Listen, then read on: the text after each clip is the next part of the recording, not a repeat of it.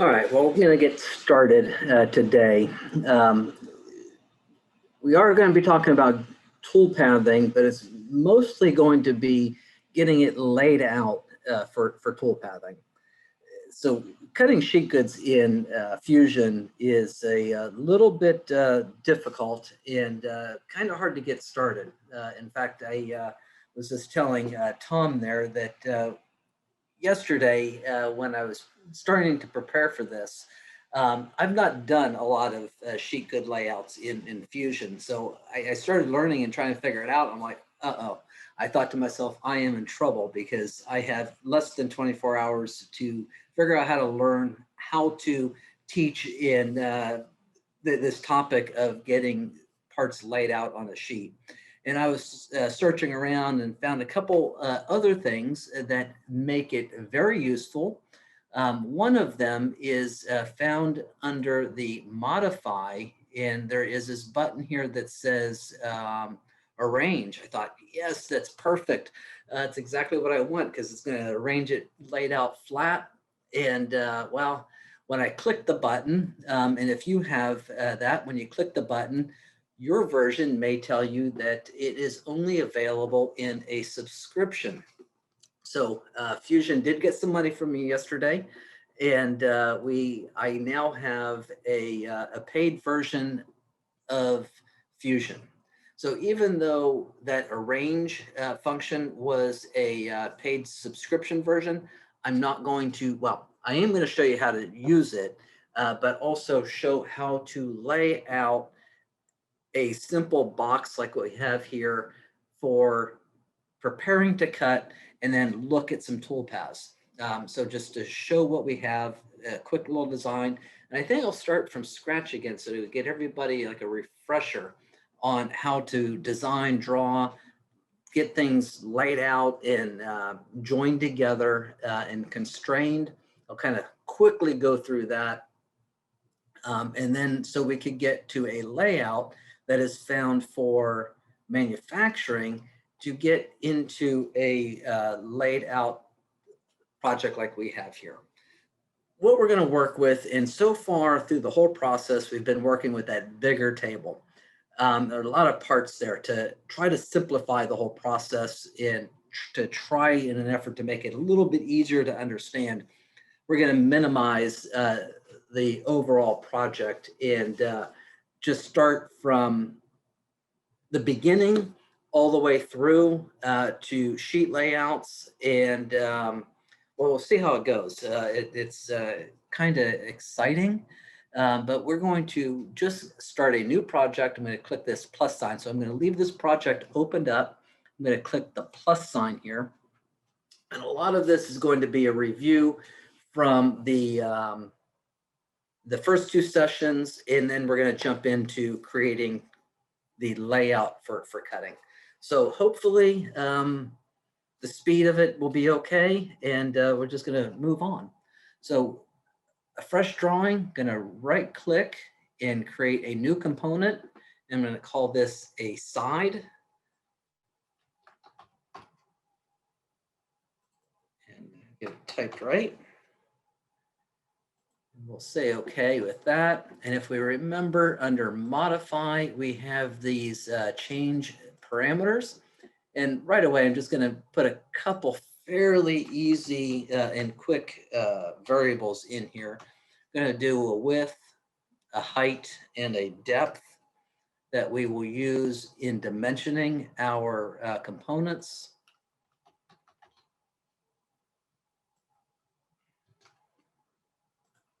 And then one more for a depth. As we saw early in the process, we are able to do math and add a lot more material thickness and all that, but we're just going to keep it fairly simple and just assume we're always going to be working with 3/4 inch material. And I don't want that to be 3/4, I want that to be 12. Say okay to that. So now we have our side component. It is the active component because of the little icon option here that is set. So at this point, I'm just going to sketch out a rectangle on the XY plane. I'm going to set the dimension and enter in for the depth. And it is the side, so this is going to be the height. Finish the sketch, then extrude that face up 3/4 of an inch. We have a side, going to create a dado on the center of that side, again using the sketch function on the face, drawing out a rectangle, and going to use the midpoint constraint. You could also use construction lines, but I'm going to set the midpoint of this line to there and the bottom to the other side, and then just use a dimension across the width to set to be 0.75. Finishing that sketch. And that is going to be a dado going into the material. So I'm entering a -375. And we have completed one side of this cabinet or box. To make a duplicate of this, we have the component here. I'm going to right click, set the option up here to be the project, and right click on that component and select copy. And on top under unsaved, I have to remember to save that. I'm going to right click and select paste. I'm not going to do paste new because I want this to be a direct duplicate. So anytime we change a item here, or one of these objects, it will automatically update the other. We always want them to be the same. Right now, both of them are on top of one another. So I'm going to use the move. Just shift that one up out of the way so we could see that we do have two of them there. So this is the case. Now it is a direct copy and it is a clone of each part. So anytime I change the one, it will change the other. And I go back up and create a new component. And remember, the best thing to do is always start with new components. I made a mistake earlier today, and I did not create a new component. I was trying to join things together and link everything up, and it just wasn't working. And it was because I had did not create a new component, and I drew another body within the same component, and it just doesn't work out that way. So I'm calling this a top and the bottom because it is going to act as both. And again, I want to zoom around because I want it to be drawn on this plane here.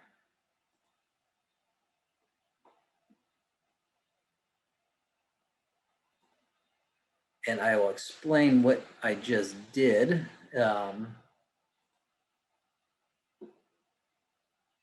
It seems like we've lost a side. We really haven't. I just did not allow the update to move. So we'll see that in a second after dimensioning this to be for the depth. And this dimension will be the width.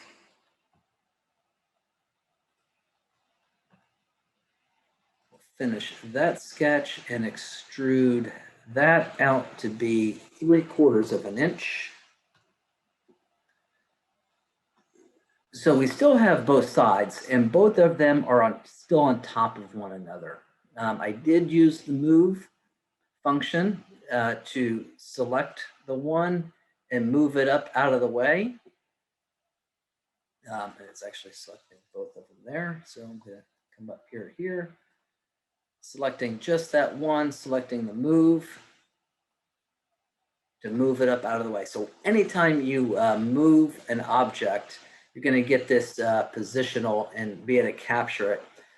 Or if you try to move another object, you're going to get this warning asking, hey, do you want to capture this new part? If you say no, it's going to do exactly what we just did, move it back down to its original position. So yes, I do want it to capture its new position. So it's up here. So we almost have all the parts completed. The next thing we want to do is make a duplicate copy of this component. So I believe I could right click on the component itself and select, there's move copy. Let's go over here again. There's that message. So yes, I want to capture the position.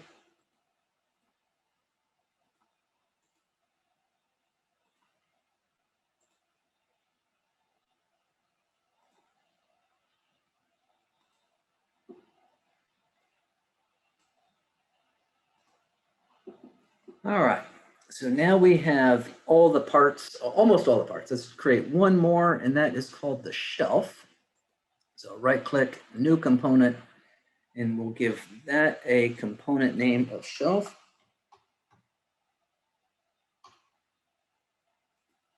Say okay, it is the active component, creating a new sketch.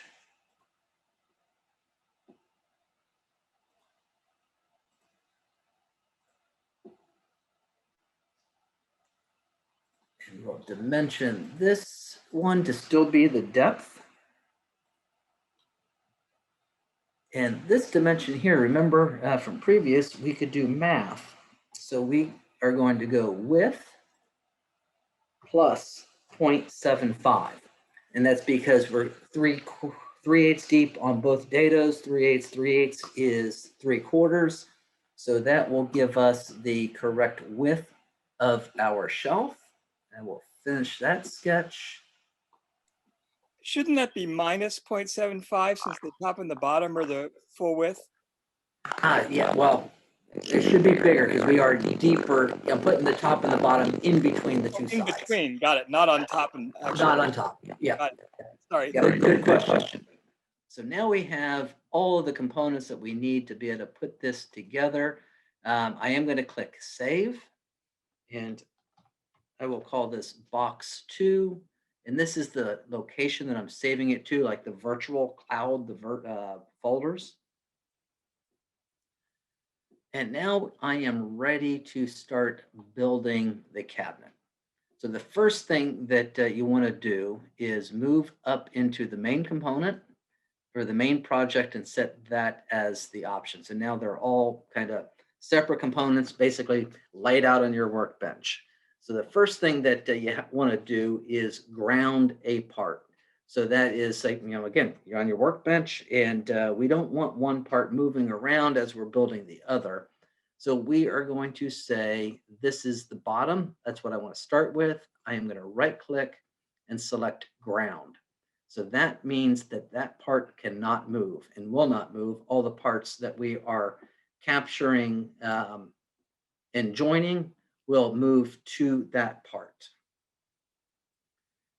So the first thing I want to do is I'm going to move the sides. So go into the joint and select the point that I want to move. I'm going to rotate the model around to be able to select like the mating point.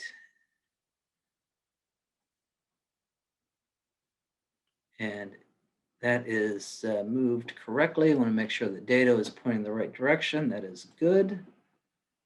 I'm going to do the same thing with the other sides.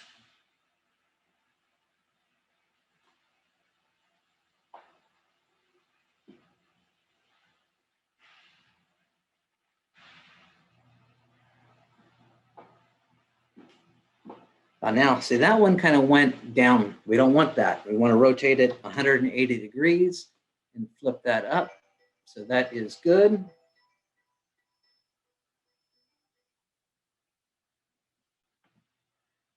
The next one that we want to do is put the top on it. And I'm running that exactly the same way, the joint.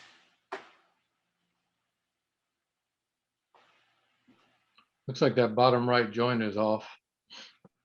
All right, well, we will learn how to modify that.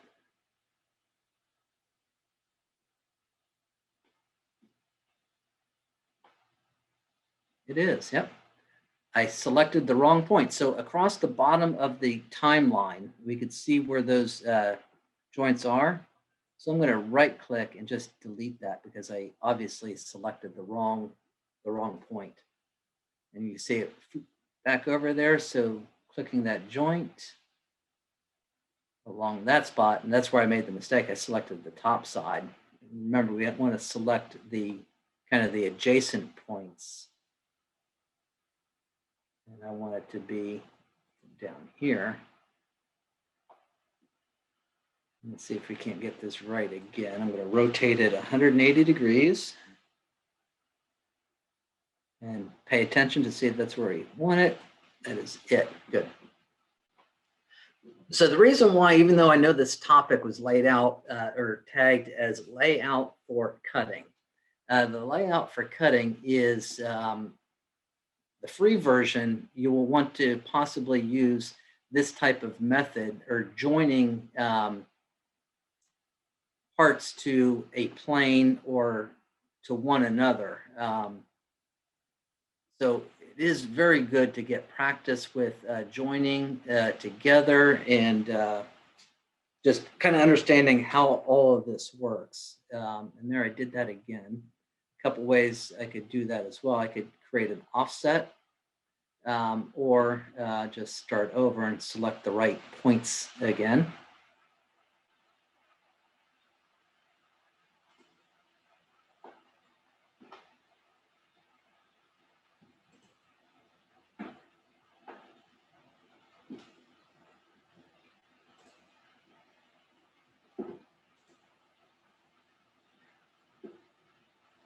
One more final. This one, I'm just going to try to go right to the center.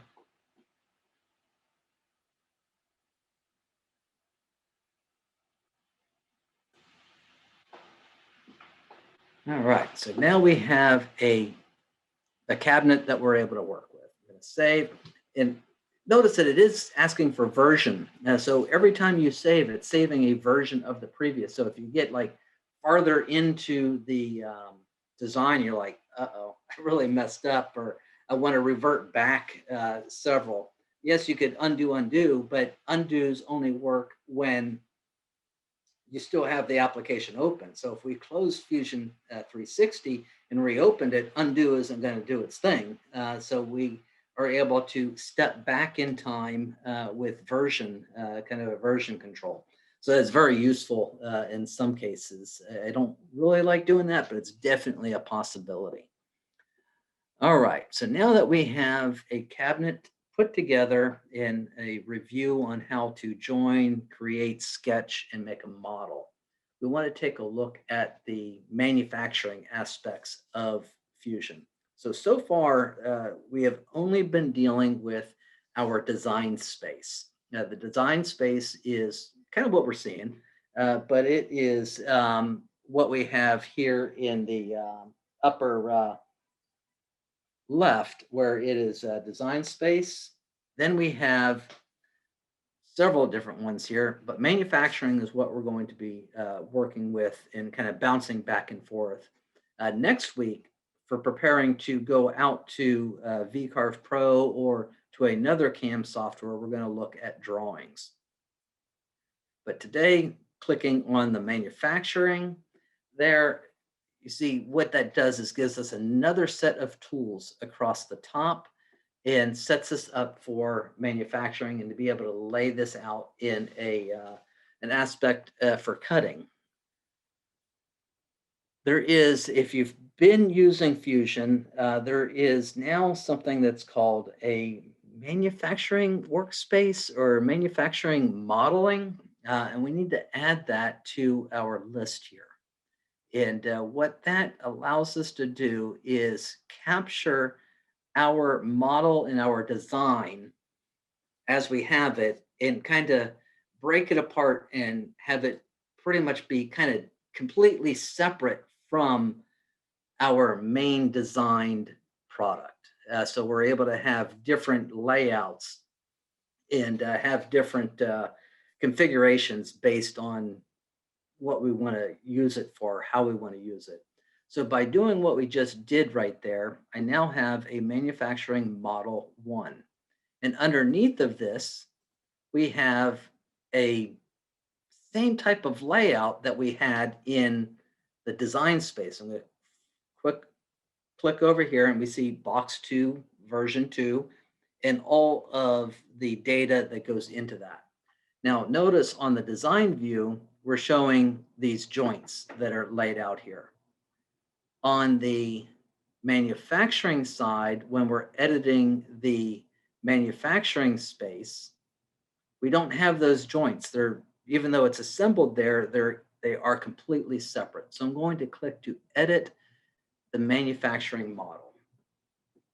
And we now want to orient and start laying these out for cutting. So there's an easy way. Well, there's like the hard way, which isn't all that hard, but it's the free way. Then we have into the paid version that is a layout that makes it very easy to lay out. And then we have one more step that is, nesting, but that is still in preview within Fusion, so we're not going to discuss and show that a whole lot. So the first thing what we want to do is start laying these out flat and all in the same orientation. There's probably, several different ways of creating this, but the way I am going to do it is I first start out with a sketch. So I'm going to click the top view. So I'm looking straight down at it. And I'm just going to create a sketch on that XY plane and just sketch out a rectangle. And I'm going to set that to be the width and height of maybe a 4x8 sheet.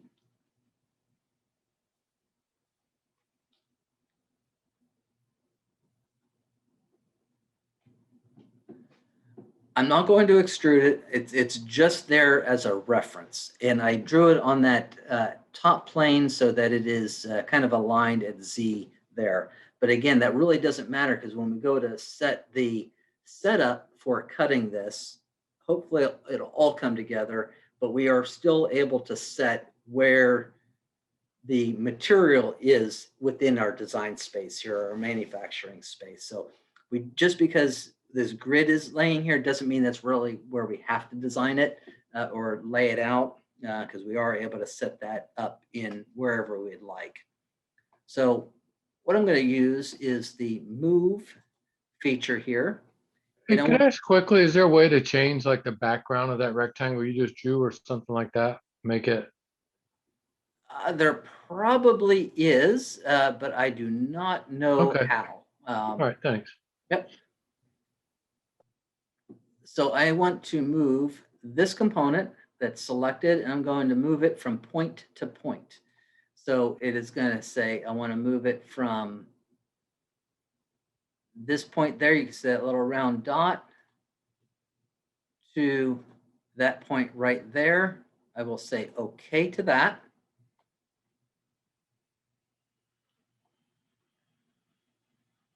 And now we are working the same way as we did to build out the model in the design space.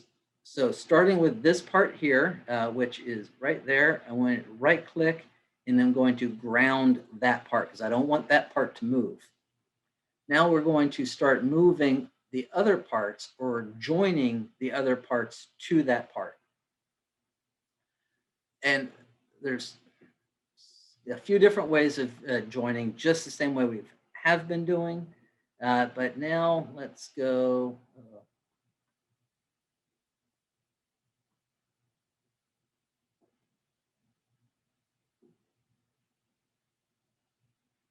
There we go.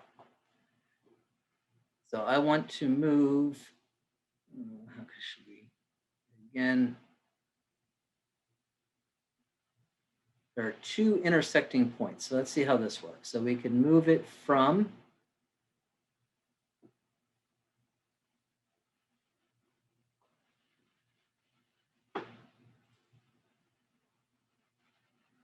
that didn't work. So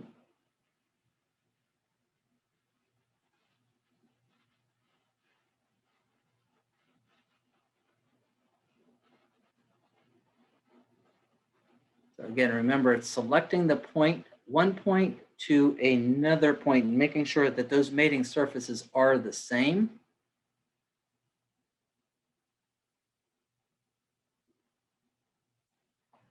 Now what we want to do is set a gap in this for a cutter.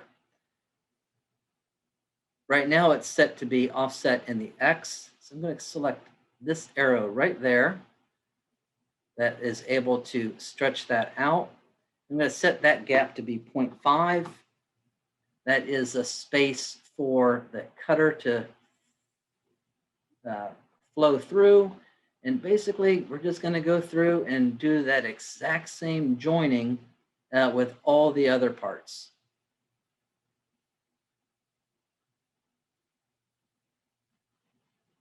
And paying attention to, again, the orientation of those parts. Remember, that side is up.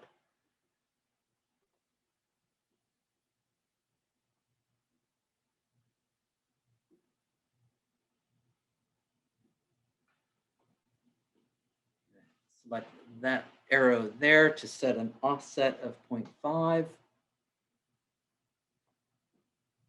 And one nice thing about being able to join these, I could just move them around, but since they're joined, and we'll see how this works out, it's like magic. When we modify one of these other components in size, with them being joined in this way and constrained, everything is just going to automatically move and shift in space.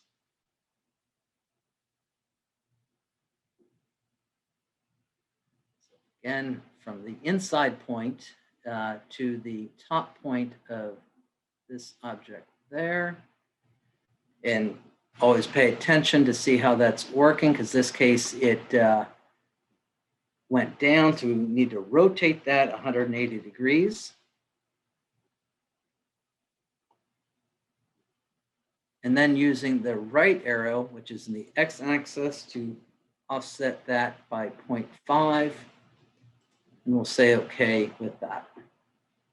One final one to go with, and let's join that.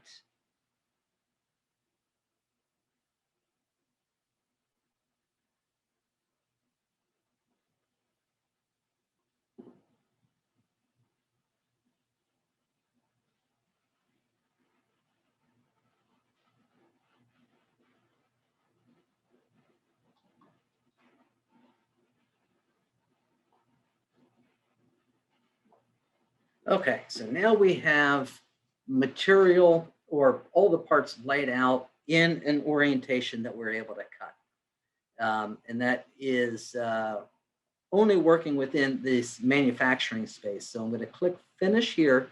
Notice like we're still manufacturing, and it looks like we have the same tools as the design, but we are in manufacturing. I'm going to select finish here. And we could always go back to our design space, and we see that is still here. And remember, we had our user parameters that we have set, and we want to change, instead of the width to be 30, we want that to be 24 inches. And this is where I'm hoping I did everything right. And there it is. So it's 24 inches wide. And now let's see if it really works. Let's go back to the manufacturing tab and see what our layout looks like. Yeah, I mean, everything just automatically stayed to the correct size, correct layout, but it just, it just fit. That's great. So everything looks like it's laid out, and this is a great way in one thing to make, ask this question, I think the question has come up like, first session, second session, is this a way to make cabinets? Not necessarily, but it is a great way if you plan on making the exact same product that has varying sizes to where, just a couple number changes, then everything changes with it. It's just, I think, great. Well, one thing that I don't really need anymore is that sketch that I created right here. So I'm going to right click, and delete that, but we can't delete it here because I am not editing within the manufacturing model. So right-clicking that manufacturing model to edit, and there is the sketch right there. I'm going to right-click and remove that sketch, and yes, I'm okay to remove that from the timeline, and I'm actually going to delete that move as well. That was the move of that part right there. So now we are going to get set up for cutting and figuring out how to lay this out and set up our material for this. So it's a little bit different than what we are used to in vCarve Pro, but let's get to it. So a setup is, think of setups as anytime you have to maybe change a bit or change the fixturing of the part on your table. In this case, maybe not with bits because we're going to have maybe multiple sheets. So you might have a setup for every material size that you have. So it is possible to have a material layout here, another material layout up top, and just kind of scattered across all of our design space here. So think of, all of this white space is just design space, not manufacturing XYZ size of your CNC table space. The space of the actual machine is set up through, setup. So let's go ahead and create a new setup. So I'm going to right click and create new setup. And the first step that we have here, I'm going to actually skip. We'll come back to it. What it's asking us to do is select where we want X, Y, Z 0 to be. I don't have the material set up yet, and I want to be able to align X, Y, Z 0 to my material. In Fusion, they don't call it material, they call it stock. So the second tab here is stock. This is where we're able to set the size of the material. So right now, the first mode, I am going to set it to be a fixed size. And for the X, we'll enter in 96. And we can see this lighter brown it kind of grew out widthwise. Well, why did we have so much space on the right and the left? That is because it is centering the model or the material within the model. So I don't want that. I'm going to set it to be offset from left side, which is over here, and I'm able to specify a distance. I'm going to put in 1/4 of an inch, and we see how that is shifted over to the right. I'm going to do the same for the Y. The Y is going to be 48, setting the distance offset from -Y, which is on the bottom side, also setting that offset to 0.25. The Z, we're going to go with material thickness of 0.75, and the material or the model is going to be, well, in this case, it is centered regardless of whatever we do because our model thicknesses are 0.75 or 0.75, and so is our material. So right now we are good with the stock being set up. You could kind of zoom in and see how that all works out there, and we could see the distance from the edge of our part to our stock or our material edge of the sheet of plywood is that 1/4 of an inch that we've specified. If you ever get lost and zoomed around like I just did there by accident, I like clicking on top there. Well, then it flipped it upside down, so you could click this rotate button to orient it back to where an orientation that we might be used to. So now we're going to go back to the main first tab, the setup. And we have the option to set where we want Z0 to be. So Z0 or X, Y, and Z0 is all represented by this trident right here. So we could move that anywhere that we would like to have that there. I mean, it could be up 20 inches in space if we wanted to, or way down here. But it's really good to have it oriented to a known location. So cutting sheet goods, typically it would be the lower left of your material, which is XYZ0 of your machine. I have the origin set to be to the stock point. So that means that I could come over here. If I want it to be 0 to the lower left corner with Z0 to the table surface, I'm going to select that option right there. If I want it to be to the top of the material, we would select that point there. And for whatever reason, if you wanted to 0 the Z to the center of your material, there you go. So I'm going to set that X, Y, Z to the lower left, and everything else in this screen pretty much should be is done. So we are milling, and we'll just say OK to that. So what this message here is asking for, that there was no models that I had selected. I didn't pre-select what I wanted to cut. And that's okay, because it's saying all models are going to be selected. So if it was the case, I'm going to say yes to that. Now, if it was the case that I had multiple layouts or arrangements for multiple sheets, I would not have been able to select yes to that, because it would include all of those models within this one setup. And that's really not what we want.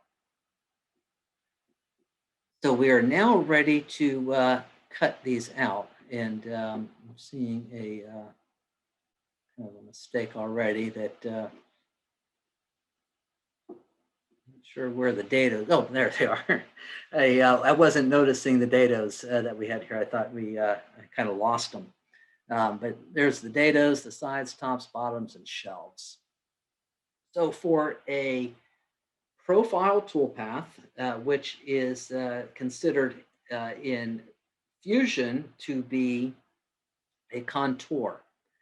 So it's kind of scary how many options there is in control over the toolpath. So we're going to try to only focus on what we really need to focus on.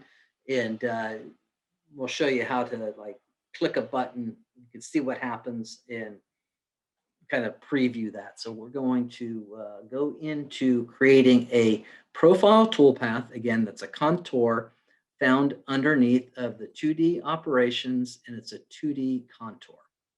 So when we select here, it comes up with the little kind of toolpath tab kind of thing.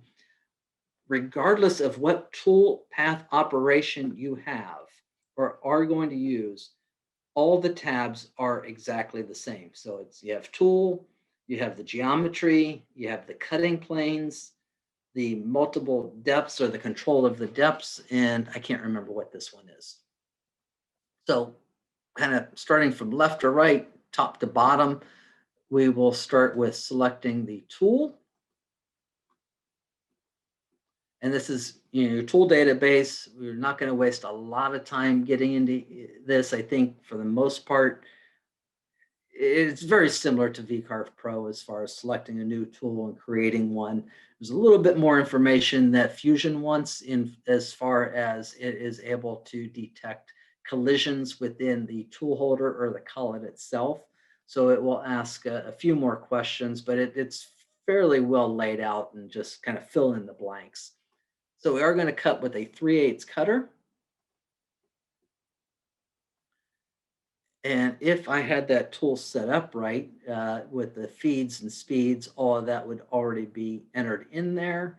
So again, fill everything in that you would want for your feeds and speeds, how fast you're cutting, RPMs.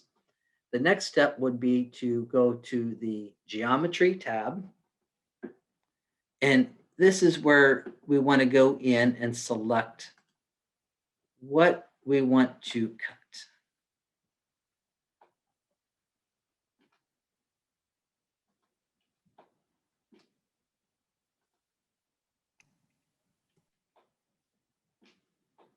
So all the geometry is now selected.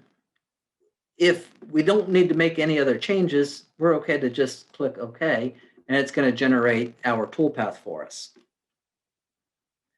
And we can see that toolpath by the blue line, and we are able to see the ghosted view of the cutter in line there. So now let's just look a little bit in depth on maybe controlling some of the heights and the step downs and everything else that you might need to do. You may not want to cut in a single pass like this is set up for. So to edit any one of the tool paths, under the setup, you can see we have the 2D contour underneath of that setup. So it is also possible to have multiple setups within the same job. So to edit this, we're just going to right click and select edit. And we did select the geometry. It does have the option to put tabs in there. I have not used it, but you can see that it has placed the tabs in there. And the one nice thing about Fusion here is it is kind of putting them in a orientation that they line up with one another. So kind of one part holds the other part in place. So I'm not going to choose that option now. Let's take a look at where is the Z, X, Y, everything going when it's above the material. That is done and found in the clearance heights. And, basically just, retract height is going up to 0.4. It's above the clearance height. That's like at the end of the move, in between moves we have for the retract height, the feed height. You can play with all of these and you are able to see the different levels color coded on what happens. You also see this, I'm just saying okay to that. You also see and will see these lines here change. So really what you want to do is keep any of these heights as close to the material as safely possible. So when it's transitioning from one part cut to the next part cut, where it's not scratching the top of the surface, but you don't want to waste time going up any higher than need be. So again, I'm going to edit that toolpath and take a look at the tabs for multiple depth cutting. So this is be able to change the direction of cut. Do we want to be a climb or conventional? Cutting plywood, we're going to go with a conventional cut. The compensation, you will want the computer to compensate. The ShopBot controller will not do any tool compensation. So the computer is what we want to have set there. So really, it's just where do we want the roughing passes? Do we need any roughing passes? Well, maybe. Let's go ahead and play with that. Multiple depths, that's what we're looking for.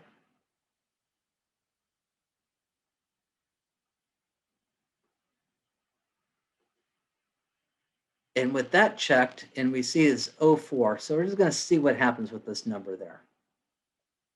So with multiple passes depth selected, we're going to see like multiple passes that are now being set there. That's way too many. We don't want that. So I'm going to right click again and select edit. Jump over to the multiple passes. And we could change that step over number here. So if we wanted to cut down in 3 passes, I'm going to change that to 0.25.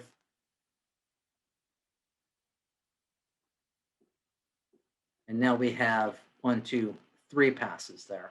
So that is the way to change the step downs and the multiple passes. There is just a lot of settings there within the tool paths. So the best way to do it and figure out what each one does is make a change, one change at a time. You click OK and come in here and view to see what changed. So you're able to, cause and effect kind of thing. One other toolpath that we want to be able to create for this is the pocketing for these dados here. So let's go ahead and create that under 2D toolpaths. We have a pocket. And for the pocket, we're able to select the face. So I want to pocket out this area and that area right there. The same cutter that we had previously selected is still selected, that 3/8 cutter. The same clearance planes are there. And the same step overs and roughing and all of that will be there from the last time you've used the pocketing toolpath. So let's just see what happens by selecting OK. And there we have it. It knows to come out past that pocket by at least the diameter of the cutter to clear that out. And that is it for the layout. Now, it did take a little bit of time to lay all this out. And again, the real beauty of Fusion is the parametrics of going through and having all of this, changed. So again, if we wanted to have this at a different size, so right now we are calculated to have the cabinet depth to be 12 inches. We could come back into the design space, go into our user-defined variables, and change the depth from 12 to 15. We now have a 15-inch deep cabinet. Coming back into the manufacturing space, look at that. It's just exciting that it all just automatically relays itself out on the material and on the sheets. And I mean, all this is done for free, Fusion 360. Now, it did flag us that things have changed. Here, it's given us a little exclamation point that, hey, the toolpath isn't the same as it was because something in the model changed. Oh, that's all right. We could just right-click and select Generate, and that regenerates both of those toolpaths, and we are good to go.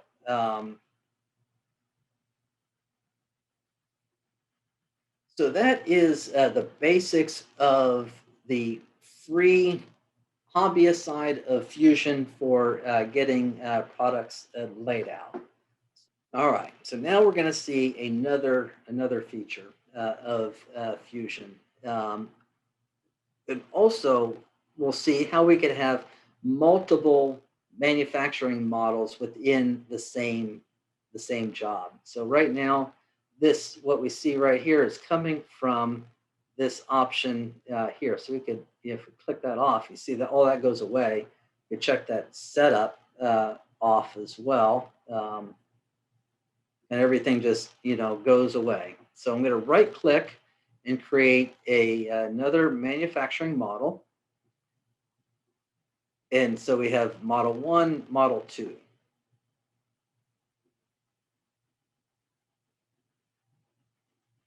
And I'm going to work it the same way I did previously by creating a sketch on the manufacturing model 2. So I'm going to right click, edit that manufacturing space. I'm going to create a sketch.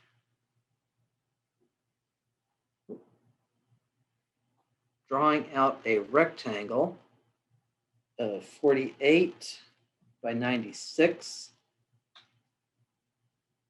I'm going to select Finish. Now,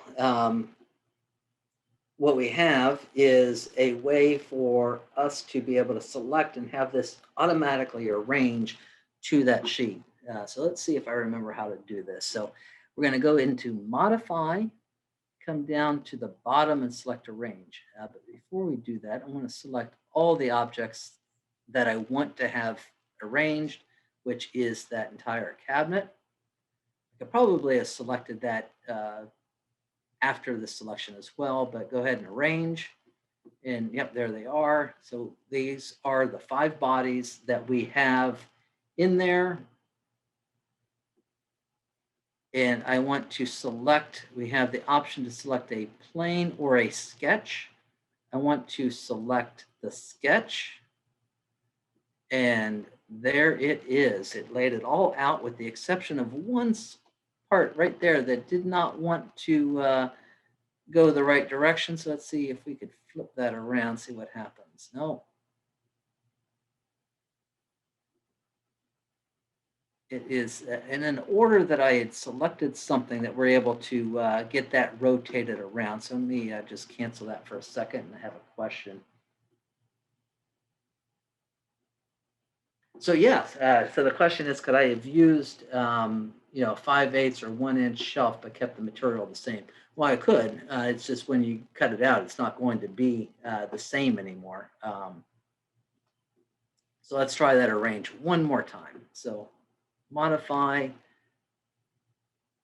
arrange. This time I'm going to select, and I see this arrow is all looking good. It's pointing in the direction that we want the tops to be.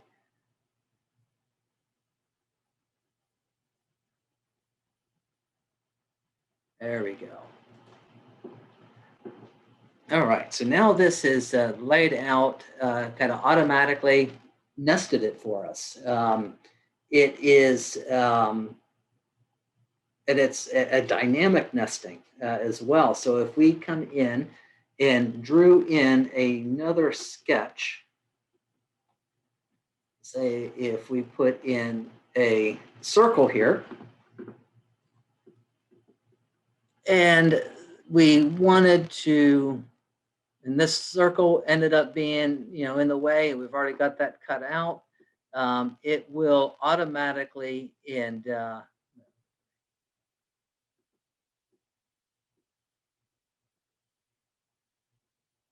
automatically adjust to avoid the areas that you have other geometry set in.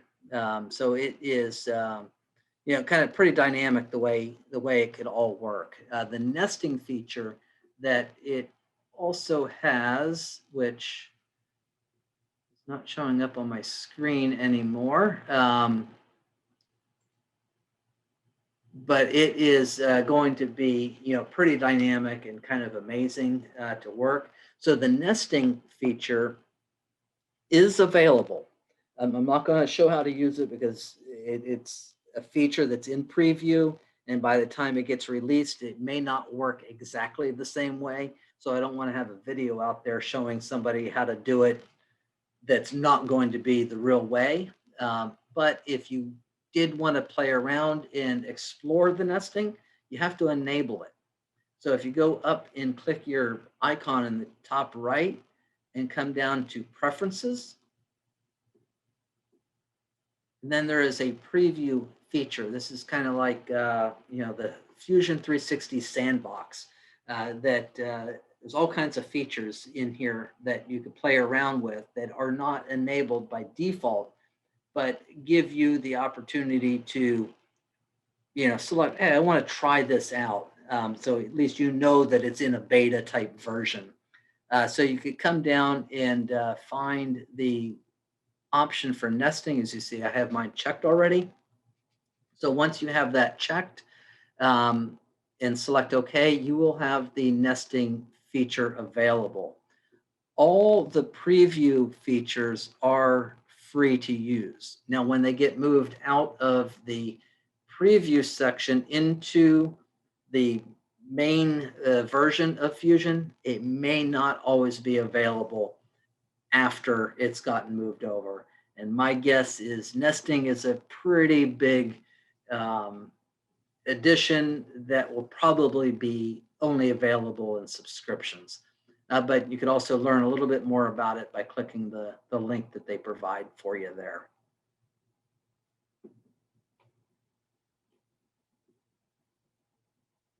So anybody have any questions? It's kind of about the hour that you listen to me ramble on.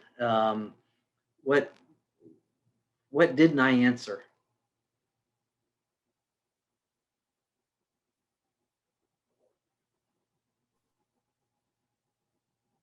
Hey, Ryan, this is Donald.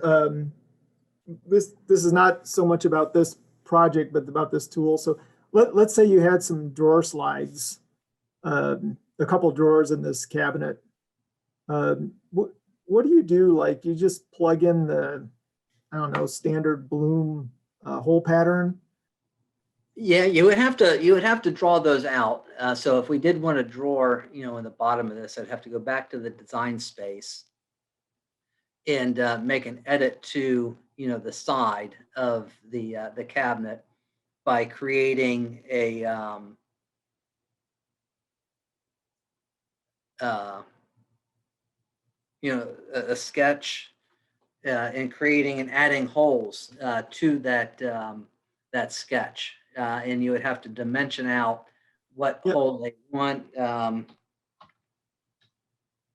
and place that. So once you have that hole there, then you would just extrude that inward by whatever depth you want that to be. And if you remember way back, just by making that on the one side, the other side also added that hole. So we have a hole on both sides of our part now. Now one is right and left because we made it kind of a universal part there. Hopefully that answered your question. Yeah, it does. That's it's really super cool when you think about it. You can just you decide to add a drawer, you just lay out 3 or 4 holes and it shows up on the other side. And yeah.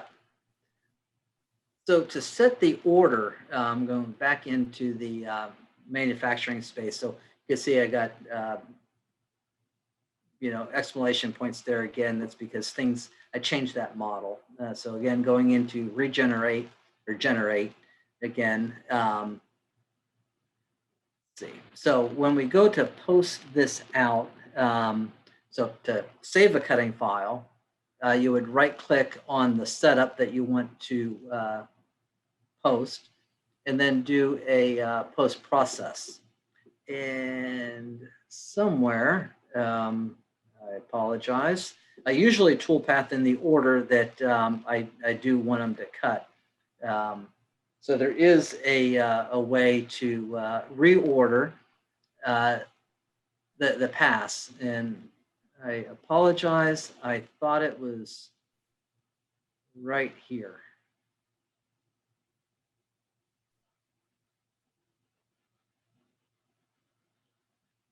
I will have that answer for you next week on that. So I apologize for that one.